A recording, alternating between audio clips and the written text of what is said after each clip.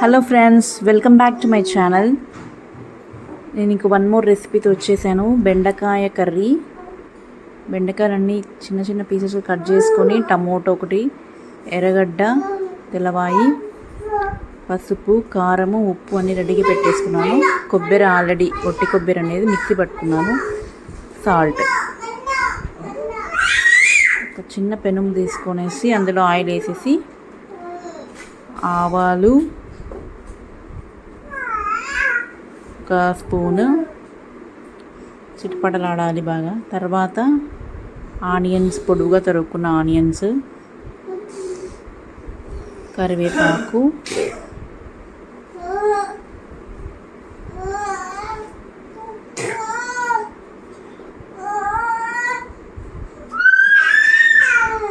కరివేపాకు వేసాను. కొంచెం గోల్డెన్ కలర్ వచ్చే వరకు ఫ్రై చేసుకొని,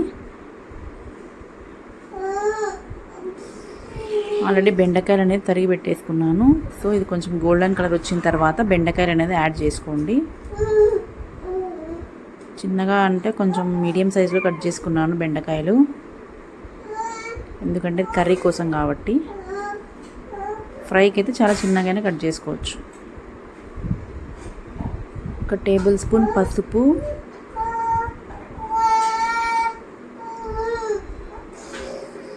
2 టేబుల్ స్పూన్స్, నెక్స్ట్ వచ్చేసి 2 టేబుల్ స్పూన్ కారం వేయాలి.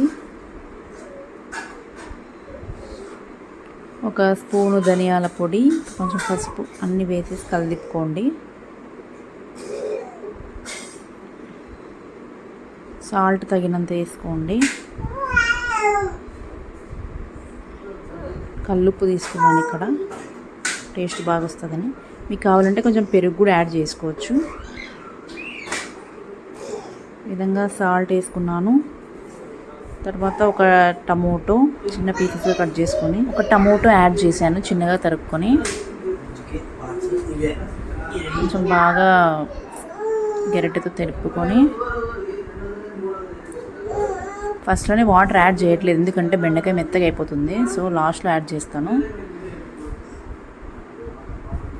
ఒట్టి కొబ్బరి అనేది చిన్నగా తరుక్కొని మిక్సీ పట్టుకున్నాను, అది నెక్స్ట్ వేస్తాను. అంతకన్నా ముందు తెల్లవాయి దంచుకొని పెట్టుకోవాలి.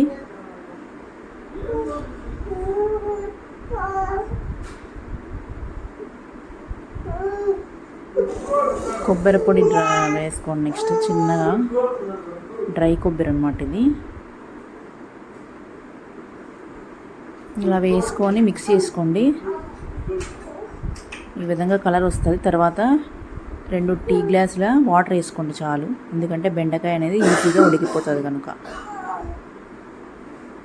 సో ఈ విధంగా కొద్దిసేపు ఒక 5 మినిట్స్ ఉడికించుకోండి. ఇంకంతే బెండకాయ